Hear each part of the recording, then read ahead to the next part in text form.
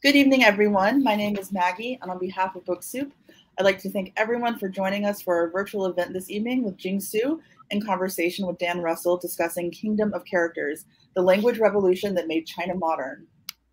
We're so excited and grateful that our bookstore can continue to bring authors and their works to our community during this time. We'll be hosting more virtual events in the near future, and you can learn more about them on our website, booksoup.com, as well as our social media at BookSoup. Please support our bookstore and our authors and purchase a copy of tonight's featured book. Just click on the green purchase button that reads Kingdom of Characters directly below the viewer screen. The link will redirect you to our website where you can continue your checkout process. We're also selling digital audiobooks and ebooks through Libro FM and Kobo for those who are interested. If you'd like to ask a question during the event, please use the Ask a Question box at the bottom of the screen and type it in. Please take a moment to find that. Please do not use the sidebar chat to ask a question. Just enter your question in the Ask a Question box, and our presenters will see it. A little more about Jing. She's the John M. Schiff Professor of East Asian Studies and Literatures and Comparative Literature, and the chair of the Council of Asian Studies at East Asian Studies at Yale. She specializes in Chinese literature, history, and culture from the 19th century to the present, and received her doctorate in Chinese studies from Harvard. A Guggenheim Fellow, she has had fellowships and distinctions from Harvard, Stanford, and Princeton institutes. I don't know if you've heard of them, but a little more about Dan. He's a senior research scientist with a 16-year veteran at Google. Within Google, he conducts research on quality and search quality with a focus on understanding on how people collect, organize, and understand large amounts of information when they search the web. As an individual researcher, Dan is best known for his studies of the human-computer interaction models of people's sense-making behavior. He also teaches an online massive open online course, which we call MOOCs, Power Searching with Google.com, which has helped 4.5 million students become expert searchers. His latest book, The Joy of the Search, is the Joy of Search, an insider's guide to going beyond the basics, is now available. Without further ado, I'm going to turn the camera over to Jing and Dan. Thank you so much. Great. Thank you so much. So, of course, you realize if you click on that green button, not only will you get the book, but BookSoup will send you 20,000 Chinese characters in your email, just to get you started. Right? So I'm super happy that we can have this conversation, Jing. We've been talking about your book for years, quite a while now, and it's fun because this book is really a collection of stories that link together a very interesting intellectual thread for me. It's got stories of intrigue, it's got invention, it's got betrayal, it's got innovation, persistence, it's got everything, right? There's a story in there for almost everybody.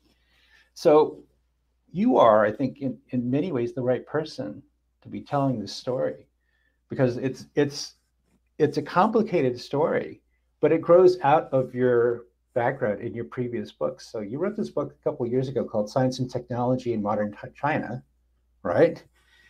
And then you wrote Sound and Script in the Chinese Diaspora. So you've clearly been thinking about these issues for a long time. So it's really a wonderful book, and I really encourage everybody to buy it. Buy it from BookSoup, even better. But it's dramatic and it's fun. It's a very fun history of the kingdom of characters, right? But it's also very grounded, I think, inquiry into the connection between language and thought and writing. And so this kind of pushed all my personal buttons. So I read it, as you know, in sort of draft form, and then I reread it when I got the hard copy. So it's very exciting. So I want to get started. Actually, if you don't mind, I'm going to ask you a couple of questions. And I want to start by the basic question I had when I picked up the book. It was thinking about the nature of Chinese as a written language. It's exceptional. It's exceptional in so many ways.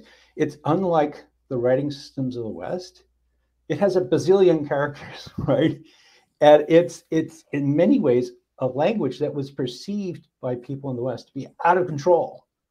It's crazy, right? How could this be?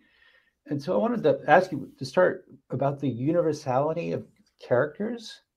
And what I mean by that is what is Chinese writing that we can understand it? Because it's not just 26 glyphs. It's something bigger, in some ways unbounded. So how should we think about the Chinese writing system? Well, I think to start, you're right. The 26 letters is actually a hallmark of the alphabet that you native speakers of Western languages think about. But it's actually tremendously helpful and kind of a huge advantage to have just a finite set of letters, pretty simple. And once you know them, you can basically compose any word in any language as long as it uses the Western alphabet. So that covers most of the Indo-European languages. And if you think Chinese from that perspective, everything is just the opposite. First of all, there's no letters. It's not spelled out. It's like a cluster of smaller clusters, and they kind of like get grouped together in different ways. And moreover, there's tens and thousands of them, actually around 80,000, even though luckily for daily literacy, you need only about 3,000 to 4,000.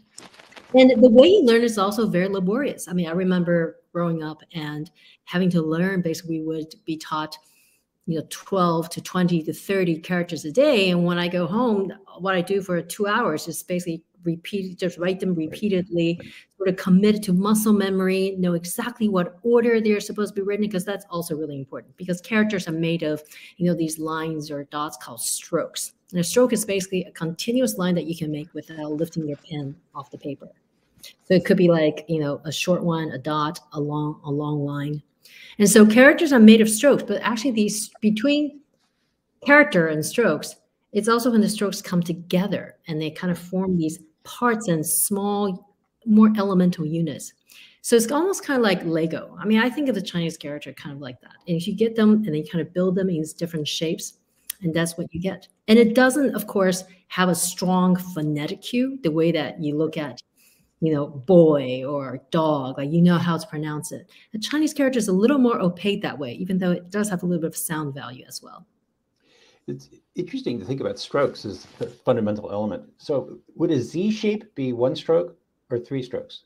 Well, interesting enough, depends on how you write it. Now, in English orthography, I think we can write it like either this way with a slash in through the middle to, I guess, distinguish it from the number 2. Right. Or maybe if I feel like breaking it up, I could go 1 and then like connect the bottom. Right. And with Chinese, you don't get that kind of freedom. In fact, how you write something is a very important marker of how literate you are. So it's really a kind of distinction, how learned you are. And often, when people have bad handwriting, it's often kind of jeered at and it's considered kind of a lowbrow thing. Right. And, this is a civilization that, after all, has a very long tradition of calligraphy, right? Like Arabic. So how you write things and the style and the aesthetics in which you write them, all those are very, very important cultural markers. So for all these reasons, you can imagine, even though in the 20th century, if you ask any linguist, Chinese as a system probably should not have survived, because languages tend towards simplification. And so, with a character system like that, how could it have survived the modern age with everything's about speed, efficiency, and precision? So it's really through the feats of these human characters that I talk about, the Chinese civilization, the people who populate this revolution, that really made all that possible. That's a great observation, because, of course, in Western, in English characters, that we have cursive, which is a connected way of doing it. In Chinese, you can have what's called grass script, which is a kind of cursive way of writing Chinese characters. And they look very different than the conventional characters. They do. And the thing is, as someone who knows Chinese, it actually takes a while to get to know them. It's almost like your brain kind of fills it in for you. So, one of our ability to recognize patterns, also that we tend to fill in what's not written there. So if you see like a contour of a coffee cup, if I were to, if you draw a stick figure of a coffee cup with a little handle, if I were to like kind of rub out some parts of it, you can still know right away that that's a coffee cup. I'll see the gestalt. Yeah. Yeah, you have the gestalt, and the kind of your neural capacity has that ability. And here's a really interesting tidbit, which is why in some ways I embarked on this project, not because I'm a China specialist, but just this idea is that it's really true that whether we go for one writing system or the other, does this complicated one like Chinese, does that actually disadvantage us such that it could have like delayed our start in modernization, have forced us, forced China down this path of catching up, not to mention being backward and national, the 100 years of national humiliation, so on and so forth. Right. So it turns out, and this is like the prehistory of the book, which didn't make it into the book because of my editor. The next book. All different, hopefully. But it was basically the idea of, at that time when I was thinking about this, around the time that you invited me to give a Google talk, which was really the embryonic stage of this project, that to find out the answer to this, I actually tracked down these neuroscientists, because at the time there was this sub niche of neuroscience basically deals with the science of reading. So basically how you recognize, writing system, how quickly you read, like dyslexic or whatnot. And for them, of course, most of their samples were taken from alphabet speakers. So they got interested in, what is it about Chinese language learners? Like, do they actually read faster? Does it slow down the process of learning? Because as it turns out, writing is only 5,000 years old.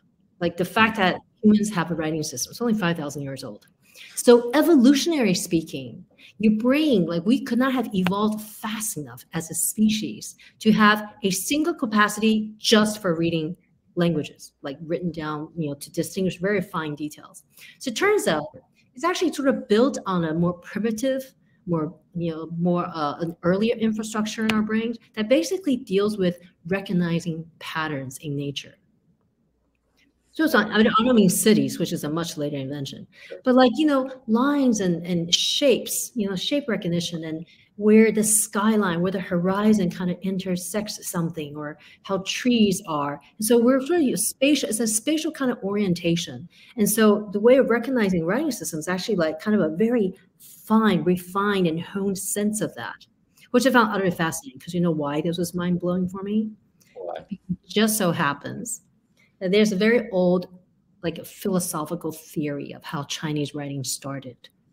And I didn't make this up, but it was about a four-eyed sage who spent his days looking up at the clouds and how the clouds were in these different shapes, and looked down at the earth where birds left their tracks in the sand.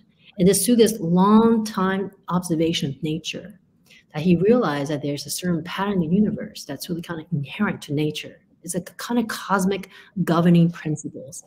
And so he started making up characters, these lines and sticks that come together, because that was kind of a representation, and it belonged to this cosmos of patterns and orderliness. So it's mind blowing when I realized that the neuroscientists, independent of that, actually resonate with this, millennia old theory. So that was kind of the beginning of this. And of course, I couldn't tell the story from, from beginning of time to now, but I focused on the 1 century where the most dramatic changes happened because of global communications technology. Right. And that's really where your book is going. So the arc of the book is to start very early and then go through a series of accommodations, adaptations, innovations, inventions that allow encoding of Chinese script, Chinese characters.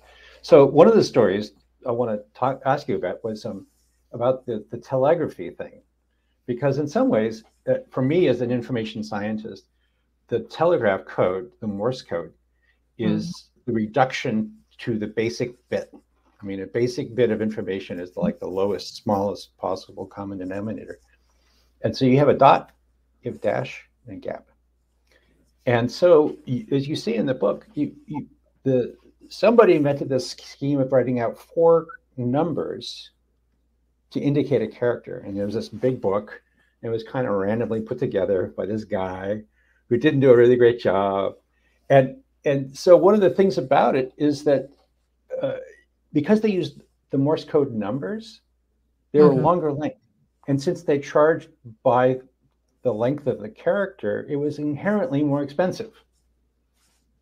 Well, gee, if I was a business person, that's what I would do too, right? Charge by the length of the short message. So they could have done something different. So what happened with telegraphy? Yeah, actually, I think, and I I knew there's a reason why I asked you to do this dialogue with me, because you introduced the idea that this was really kind of the first, the first blueprint for the bit, which is kind of critical for computing age. So the thing for Chinese is it couldn't be sent in Morse code. So it was very far from even being on the same path that could somehow lead to computing age, because Chinese was represented by, you say, these 4 numbers because it didn't have the alphabet. Morse code. A really small subset of all the Chinese characters, right? It is a subset. There's still quite a few thousand of them. It's true. Like trying to fit Chinese into these modern technologies, the first thing that China has to do is figure out how many characters are really that important, because there are lots of archaic characters that they're kind of like the cousins, they're very much alike. So they're kind of like cousins. They're not really used unless you're reading really old poetry or you're looking at oracle, oracle bones, where the first writings were incised onto like bones and things like that.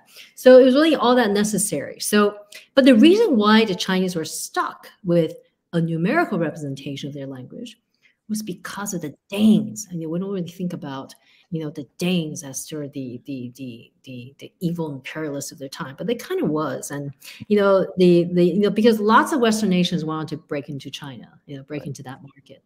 And this is why, like, this book is, weaves in and out of this international history of imperialism, through nationalism. China struggled to become part of the world, despite all its own revolutions. Because when the Russians first came to China, knocking on its door and said, we would like to put a telegraph cable on you, and how would you like to join us? They said, no, thank you. The French came, the Chinese said again, no, thank you. Because they were afraid. They remember it's this 1870s, so fresh on their minds was still the memory of the Opium War, the 1840s, right?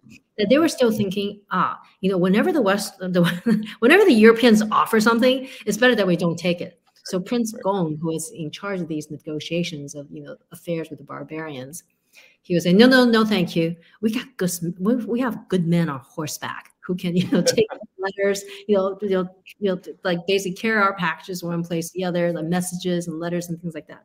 So, when the Danes came along, they weren't going to take no for an answer, because they were the big, they were the magnet in the industry, with only competition coming from the British.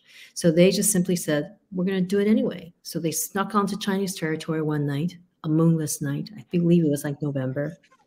This is the spy novel part of it. This is the spy novel part. And it doesn't happen all the time in the book. There are lots of other kind of like, there's like the one particular story. I have to say, I had like goosebumps writing this part, because I was actually kind of like seething to the teeth, like, oh, God, those Danes, because it really was kind of it was an about face in all kinds of, diplomatic principles that they were upholding vis-a-vis China. But in any case, so China had this big disadvantage to overcome because they didn't come up with that code. So China learned a very important lesson from the age of telegraphs, because that was like the internet of the 19th century. Right. So you can see throughout the book, it's basically kind of like lessons learned, like what China had to do to get itself through each of these bottlenecks, right? Of, that was set forth by an alphabetic writing system, because all the major global technologies like telegraphy, typewriting, later computing with keyboards, these were all created in the image of the Western alphabet. Mm-hmm. Mm-hmm. So this was the scheme devised. Was it Septime Viguier who did that? Was that Sorry. Was that Septime Viguier? Yes, the French harbor master. Now, why did they hire a French guy in Shanghai? I'm not exactly sure. Go do this thing. But there were like several tries. What I love about telegraphy is that it was not just like a Chinese story, even it was about the Chinese language. Because in like the 18th, 19th centuries, Chinese was seen as a puzzle. That language, like, it actually really kind of attracted lots of adventurers from Europe, who were just determined to crack that Chinese code, including actually my favorite French count, who was actually part of the French expedition during the burning of the Summer Palace in 1860. That was like a second World War second Opium War, sorry. Right. Well, kind of like a World War for China, where they were trying to teach Chinese a lesson for not abiding by the unequal terms of the Opium War. And he was captured. Now, word has it he was castrated, and he was saved. And you would think that he would then basically retire and wouldn't want to hear a word about China ever again. But no, because he got all intrigued about how to actually bring the civilization into light. And so he actually came up with the first telegraphic code, which is kind of like a one-off thing. I mean, it's kind of esoteric. It's actually really cool. It's sort of organized by these sort of tectonic tables, but it didn't really catch on. So it's really the Danes, right, who were with the industry on their side. They were the ones who really brought it to China.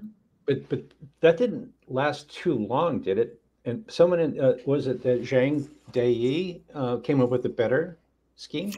Yeah, see, this is why it's so hard to write this kind of history, because it's always the foreigners and the Westerners who got the credit. Because you're right, as soon as Vigier came out with a system like early 1870s, there's this young interpreter, Zhang Deyi, who actually immediately said, we have to claim this for ourselves, because Vigier had all these, he didn't really know Chinese the way we do. So he organized Chinese characters in these telegraphic books that doesn't really make sense to us, right? So he kind of reorganized it and added more, and he even extended it to be a system for alphabet letters too. So even though Vigier was only thinking of, okay, it's just telegraphic code for Chinese, whatever, and now we can use it, that Zhang Deyi had a much more cosmopolitan vision. He was thinking, no, we got to figure out a way to reclaim the system and to be inclusive of others, because China knew that the power really lied in universality, right? And even though it was the West who had the technological first movers advantage, China at every point was very well aware of the fact that they had to somehow reverse that and create their own leverage. Yeah, so first off, a comment to folks listening. In a few minutes, we'll open it up for questions. But in the meantime, Jing and I can talk for hours. We know this. Yeah, many times. We have. But you said something I think kind of profound there, which is that many times people in the West didn't understand Chinese deeply.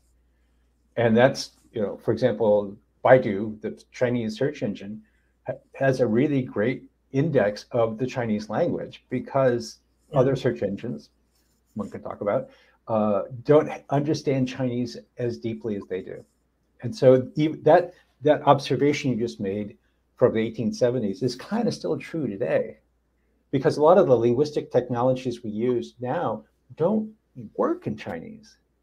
Yeah, and I would even say it's very true today. That in some ways, what my book takes you is to the point where now this is kind of a battle for the future, right? Because the fact that Baidu is getting so much better at natural language processing, has this huge data set of Chinese language, and is actually having these very sophisticated ways of teaching machines how to read Chinese, right? How to segment, right? Which is something really important for Chinese, not really for English. Like English, if you look at a sentence, every word is separate from the next word with a space. We don't really think about that. But the space is really like, I think of it as the honorary 27th letter. Because without that, all these letters run together and you don't know, the machine wouldn't know, well, what word is where.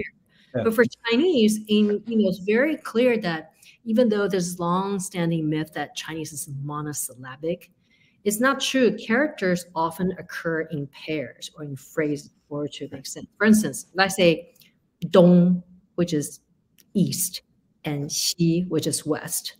Right. If I put them together, Dong Xi, it actually means a thing or an object. If I take them apart, they kind of just indicate directions. So there's a lot of ways in which Chinese segmentation is an integral part of understanding and being able to manipulate and use the language. And of course, what Baidu does in natural language processing is they basically master that, because that's basically the attribute that the language has.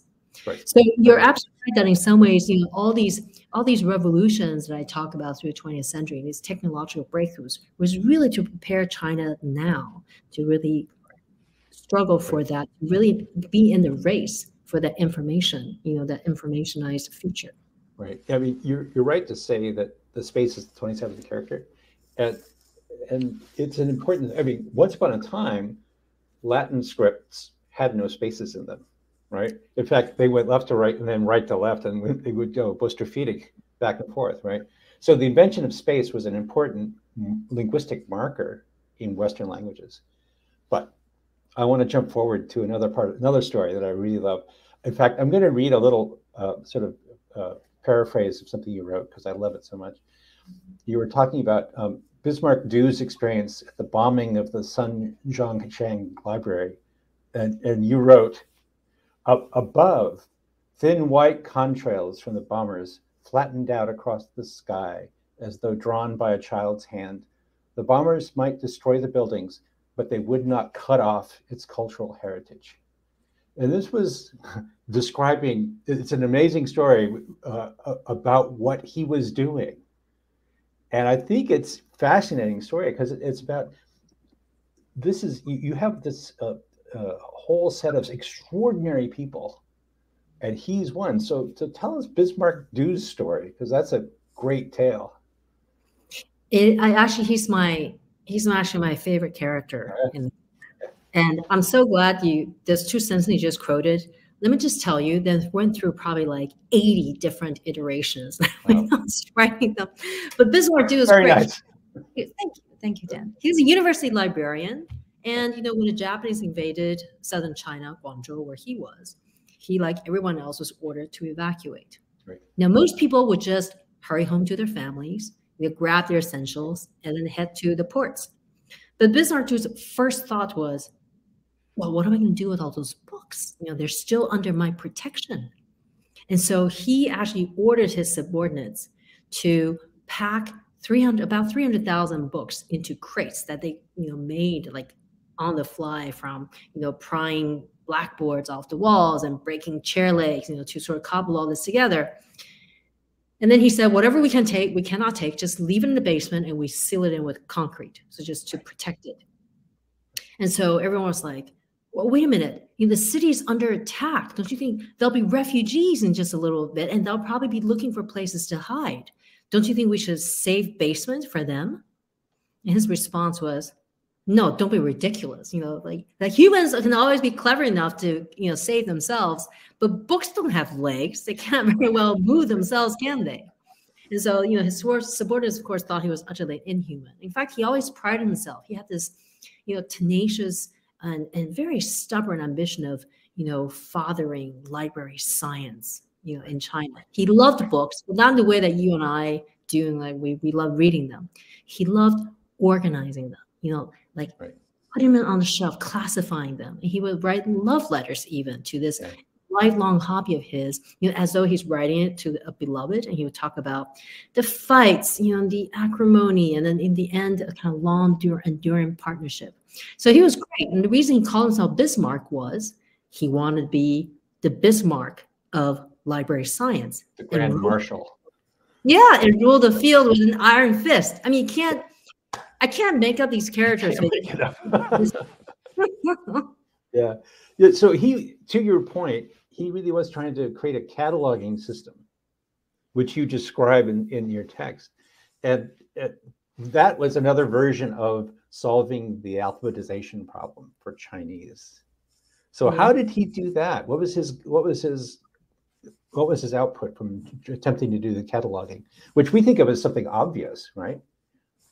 And that's because of the magic of the Western alphabet. I mean, I don't think alphabet users understand how lucky they are to have the Western alphabet, because it is internally sequentialized, right? That is to say, B always occurs after A, S before T. There's a kind of ordering process that's actually immensely valuable, which is why you can compile telephone directories out of it, or a laundry list, or a bullet point, a shopping list. The alphabet is immensely useful for organizing that way, which, as you know, is critical to the information age. So it's what gives me a job. It gives me something to write about. Right. What's really important was that the big breakthrough for Chinese is basically to understand how you can look at characters. It was kind of like a mind shift, but a very powerful one. Chinese never looked at their characters, something that could be broken down into different parts, right? They thought it could be like tagged by one part, which is called a radical, which is basically a way of organizing it, but not like a way of retrieving and storing. So it's a little bit like you grouped the letters L and P because they both had vertical bars. Exactly, which is why this is actually exactly how I try to introduce this and explain to the readers in chapter 4, where I say, well, let's just reverse the situation for a little bit. And this is how you would have to think about the alphabet if you were thinking about it according to the rules of Chinese. So, you know, everything we think of A, B, C, D would be wrong. If you group them by shapes, it'll be the round ones that come together, like O or C. And then you have to figure out which one are continuous, like an O, or which ones break, like C. Yeah, so it's actually, that was a very good, like kind of in cinematic terms, like a shot, reverse shot, where you get to sort of see both sides. And for Bismarck, and he and others did this together, which that they realized that you can break characters down into these smaller units, and then basically use those units modularly, and you can put the characters back together. Now, here's a beautiful part. It turns out, and you and I talked about this, the average length of an English word is, Dan? With or without German inclusions? Just English, just plain old. It's like 4, 5. Yeah, it's like a little over 4. It got you closer to 5. It's kind of high 4s. Yeah. Now, so that means to type an English word, you probably need like, 4.5 clicks and up, right? To type the number of keys. That's right. Turns out for Chinese, once you break it down this way, an average Chinese character is made up of between 2 and 4 of these components, as they call it. Right. What that means is you only need 2 to 4 clicks on a keyboard to compose a Chinese character. So in other words, the Chinese figured out a way of using this alphabetic technology even better and more efficiently than English could have used it. So that's kind of like the kind of progress they slowly kind of figured out, is not only how to adapt to the alphabetic infrastructure, but to excel and thrive in it using Chinese characters. So 2 quick thoughts. A book just came out. I just bought it the other day, called Index, the Book of. Oh, I saw that. Because it was like one of the 12 new yeah, exactly. Yeah, to your point, what he was doing was trying to build an index of the books, that is the catalog in his library, right? And the other book this whole conversation reminds me of, is The Badass Librarians of Timbuktu. Have you read that book? No, but how could I miss this? You have to read this book, because it's basically a Bismarck story, except set in Mali, where the bad guys are coming in and destroying books. And so they go through extraordinary lengths to save the books, just like Bismarck was doing. What's most extraordinary is that, these language tales and organizing according to different languages, this is basically a story of the rest of the world outside the Western alphabet. So it's true that Chinese language is a very unique, exceptional case. In fact, it is the litmus test for any kind of universalist claims of Western technology, right? Which is why the telegraphers, why the Danes wanted to break into the market and sort of make sure they can use Chinese for telegraphy. But the thing is, this kind of trial that Chinese language went through was not just unique to China. It happened to Arabic, it happened to these Central Turkic languages that needed written scripts and that were given to them by the Soviets. This is a story in chapter 5. Where I talk about how Peking became Beijing, right? The Pinyin spelling we all know and use today as a standard romanization for Chinese. But there's a whole other arc of that story, which was this small group of Chinese Muslims who were the descendants of these Muslims in northwestern China who fled across the border in the last quarter of the 19th century because they were persecuted by the Qing Empire, the last empire. Right. And so they ended up in sort of where current day Kazakhstan is, Kyrgyzstan, Kazakhstan. And so they kept speaking the Chinese they knew. They didn't have a writing system because they were illiterate peasants. A lot of people were illiterate at the turn of the century, which is another reason why Chinese wanted to modernize. But they basically exist in this linguistic vacuum completely outside of nationalization and the revolutions and script wars that happen in China. And so when the Soviets sort of came to them, and because Soviets were trying to give all these Central Asiatic groups their own written language, they gave them Latin alphabet. They kind of went back and forth between Cyrillic and Latin, but they gave them basically Romanized systems. And that's when this group of Chinese Northern dialect speakers had their own first language, which is Latinization, but under the Soviets. So there's kind of these different kind of international, these smaller stories that fell between the cracks of empires and nations that was really kind of came to life with this book about the Chinese language. And these stories are continuing today. I mean, this is not done. I mean, it's a great ongoing saga as languages collide and cultures collide and all kinds of stuff. And I think you're so right about that, because what I found most important about writing about language is that we talk about having our own language, like our mother tongue, or being a native speaker or something, kind of unproblematically.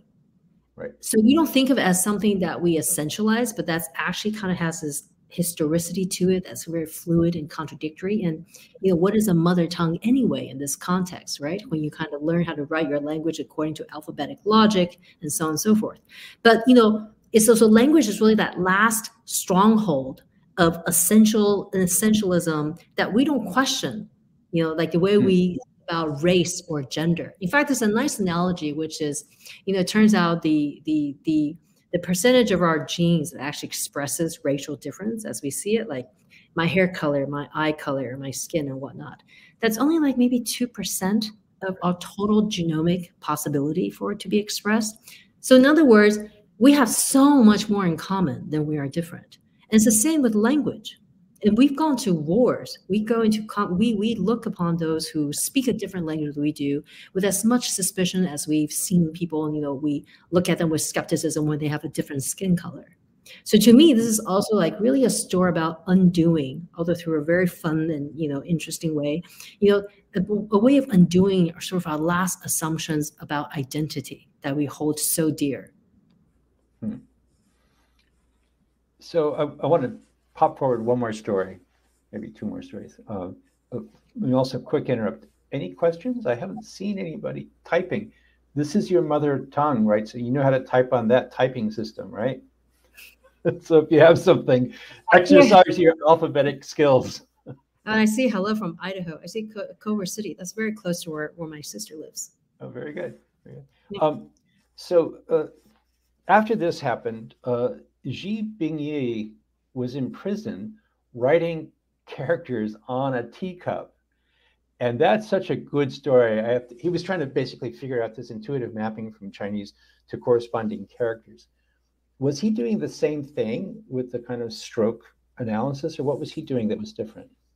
Well, he had a particular challenge because at that time, he was thinking about how to get Chinese into computers. Right. So to get into computers, we kind of just type at a keyboard, but there's a whole process conversion, between the time we type on a keyboard and when it actually pops up on the screen. Let me quickly interrupt. This is the big shift from typing on a Morse code keyboard, ... to entering text in a kind of keyboard substitute. That's right. And he's trying to crack that nut. Yeah, because for his time, those Cultural Revolution, it was like late 60s and 70s. He was thinking the next big threshold for China is actually computing. And even though he was wrong, he got, turned up in Cultural Revolution and was labeled as a reactionary, academic authority and was, falsely imprisoned for a while. He was convinced. And it's so true that, he's not alone. Like every human character that I selected for this book was for a very particular reason, because they had just this superhuman, you can call it obsessiveness or tenacity and perseverance to really go against the tide and want to do the one thing that they thought was bigger than themselves, which was... One of the things that struck me about your book is how many of your characters are in prison. And they overcome that. I know, they're like, no problem, sort of like dust themselves off and go right back to what they were doing before, which is obsessed about the Chinese language. But it was really cool. If you think about it, everyone has an opinion about language, right? Yes. Because, we all use it. We all know what it feels like to express ourselves. So we have strong feelings about it. And Zhi Bingyi really felt that for him, his duty, his moment in this historical period was to get Chinese into computing. So he was trying to figure out how do you come up with a methodical way. And so instead of using 4 numbers, he basically was using the first letter of Romanized Chinese.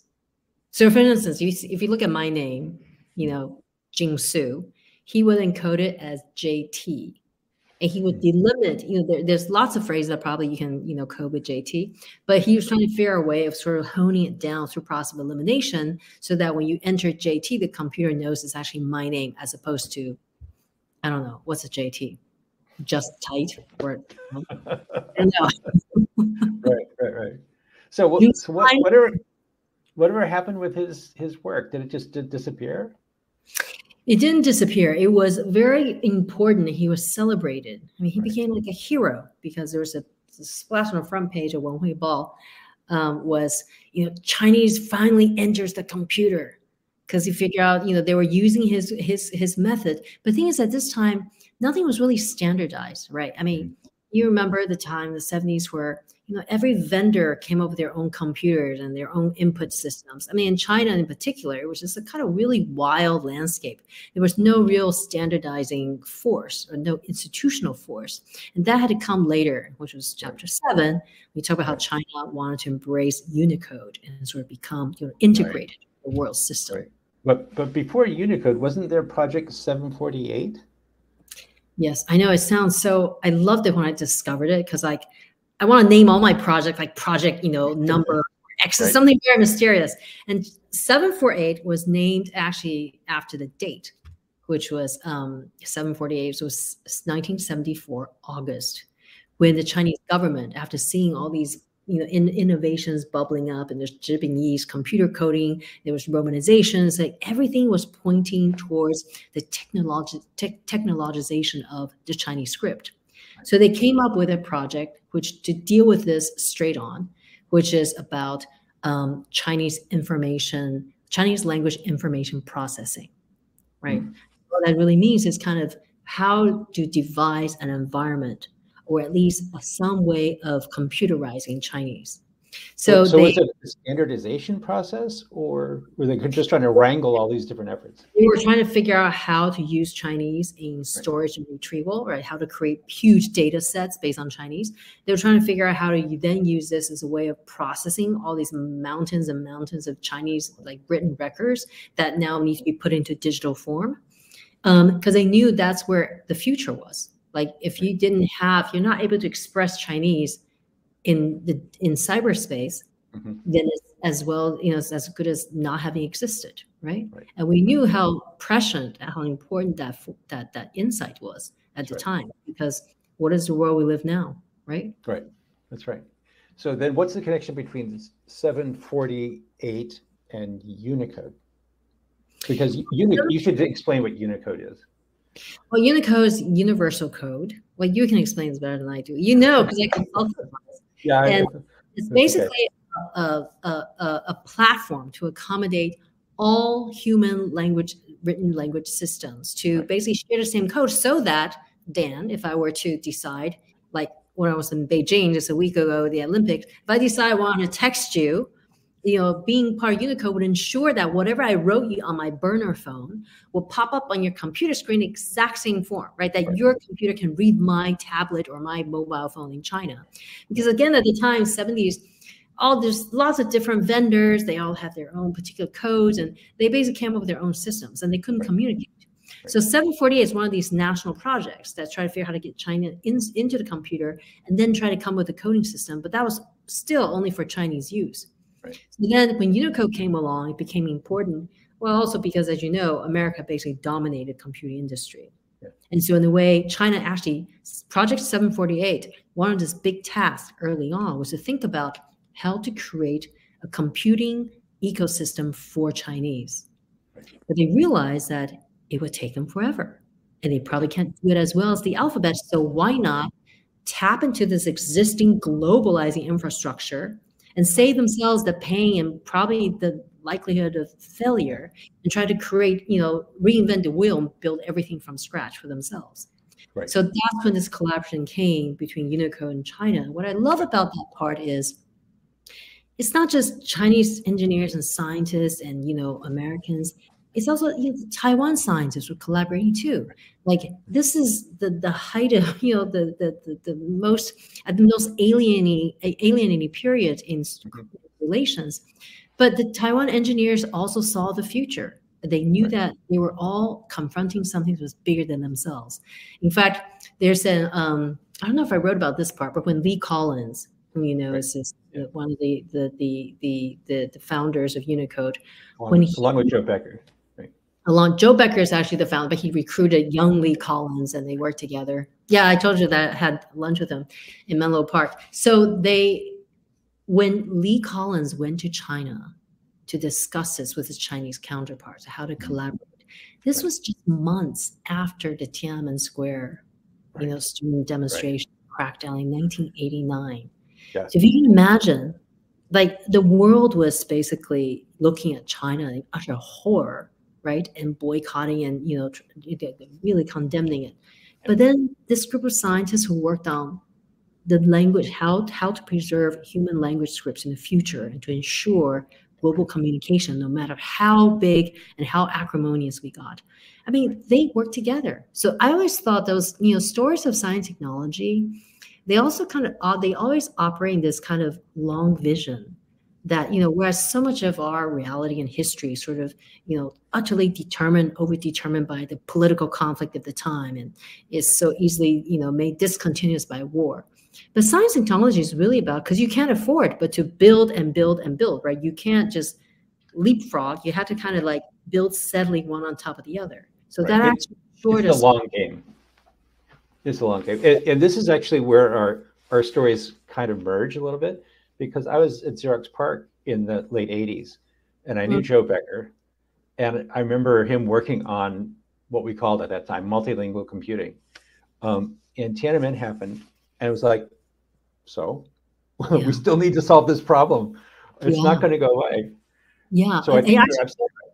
Yeah. And Joe told me this extraordinary story because, so he was at Xerox PARC and Jiang Zemin, who is, president of China, like Xi Jinping, but, a few terms back.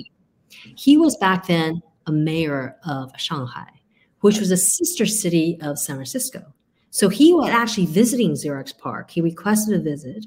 And there was a point where Joe Becker was then working on machine translation. He's starting Russian, not Chinese. So there was apparently a point where Jiang Zemin started singing a song in Russian next to Joe Becker because he was so excited that Joe knew Russian. So, there was really kind of a moment where, China had so much and was so eager to learn from the West.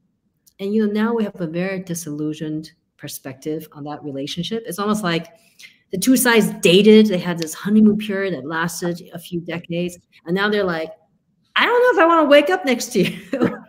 We're at that point, which is why I thought, in some ways, this story about how much they learned from each other and how much collaborated to different ends. They have their own agenda, to be sure. But, they've been doing this much longer than when they were foes, right? They were learning and friendly competitors before turning into enemies. So one of the reasons I like your book is because it does have this long arc of history. And you do make this point, I think, really well, that we build and we build and we fix and we repair and we go to something else and we learn from the past. And so this story here at the end, I think, is nice. Although it reminds me, we've talked before about the current Unicode, because Unicode is not done. I mean, it's not, remember, an old character encoding system used to be called Esky, which was the American standard code for information interchange, which is so American. We're going to call it after ourselves, and we're going to assume it does everything, right? But in fact, it couldn't even do German characters. It's really silly. Well, this is the thing. There's people who call it Esky imperialism.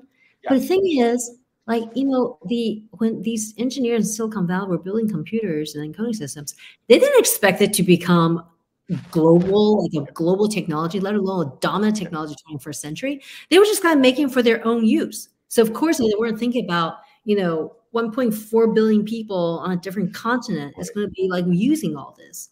And which is why I think that also caught them by surprise. But by then it was too late. Esky was in the groundwater. Even Unicode will forever have that first imprint of alphabetic technology. Right. One of the things that's so interesting about the latter part of your book is, in connecting actually to the telegraphy part, is that when people were working on, the representation of Chinese characters and so on, they were very worried about how much information space it would take. So there was a discussion in your book about photo typesetting, and it kind of, and then how do you represent a character? How many bits in a pixel? So you have a character in a font. How big does that have to be so you can read it? And so an interesting sub-theme, I don't know if you knew about this, you were writing about this, but it's the data compression, because you have to take the 8,000 characters you're going to use in daily Chinese or newspaper Chinese, and figure out some way to compress it so you can actually do it in a reasonable amount of space. And computers at that time, before the 1980s, were very, very, very limited in space. And so ASCII could be represented in 7 bits.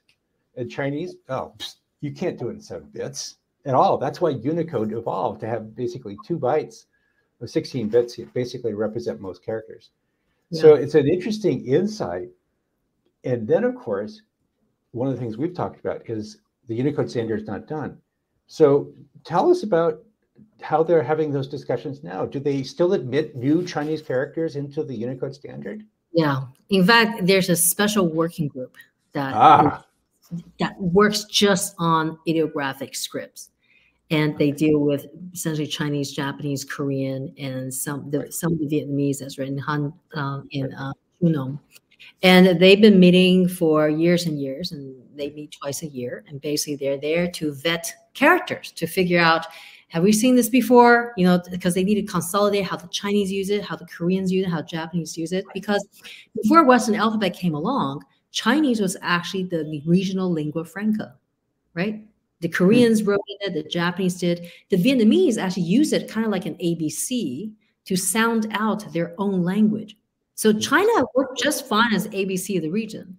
But it's true that, especially with this entering the computer age in the post-war era, the intrigue of the Cold War, being able to take hold and be in control of Chinese information technology, be able to print it, like you said, in the font size, that was critically important for propaganda purposes.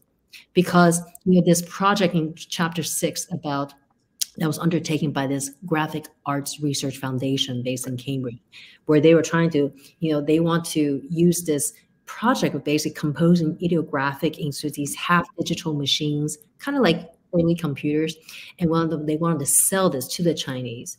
So it turns out they were also funded by the U.S. government.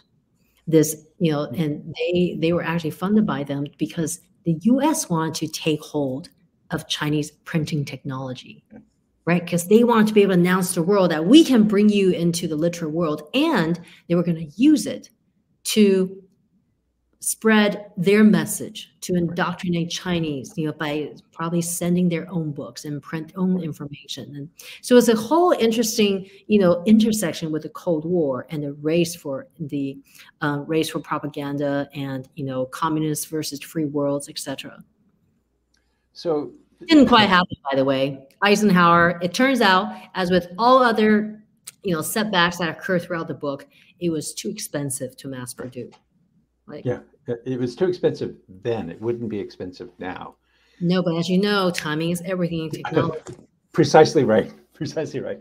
I mean, in fact, that's another theme that comes out through the book is timing and the accidents of history that allow you to go from one thing to the next thing to the next thing, and so on. Yeah, or that you got turned, you got sort of turned under the wheel of history. Where if you held on a few more years, your technology would have taken off. Like, so we see many of these characters, that they gave their lives or they became bankrupt before, they didn't live long. Absolutely. Innovation make this huge impact and basically provided the stepping stone for the next generation of innovators. Right. So I just have one tag question. I think we're almost out of time, but I've always been curious, and I've never asked you. You mentioned earlier that stroke order is important. On a CRT or on a laptop, how do you tell the stroke order of a character? Isn't it just flat? You mean like on the when I use it, or if I type it right now on my computer? Yeah. Well, that is one issue that people are lamented about in China, where they're worried about how people don't know how to write characters anymore, because you put this input method, you just need to recognize which character you want, right? Right. And then you select it. You select it, and so you don't actually learn what it feels like and how the strokes are written in particular order. And that's kind of the thing, because on one hand, you can say that Chinese lost some of its characteristics by being digitized. It looks and it walks and talks like Chinese, but it's all kind of like digitized, alphabetized, rendered in binary codes, etc.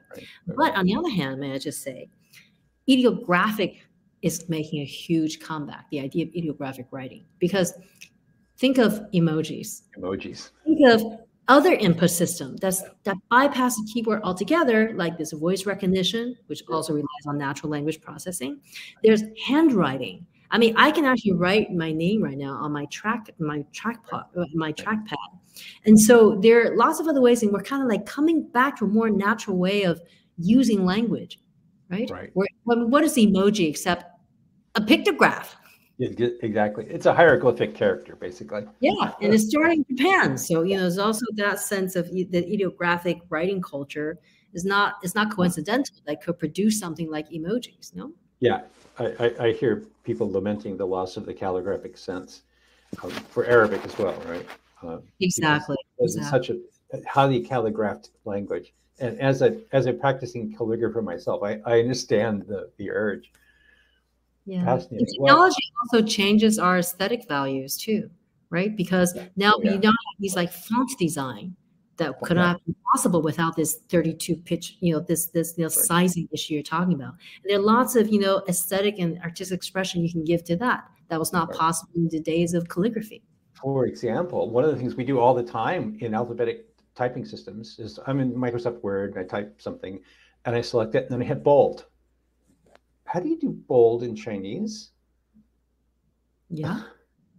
How do you even design font in Chinese? Because you think about it, M is 2 N's. But in Chinese, there's no shortcut like that. You have to design each character specifically, right? And that takes a lot of work.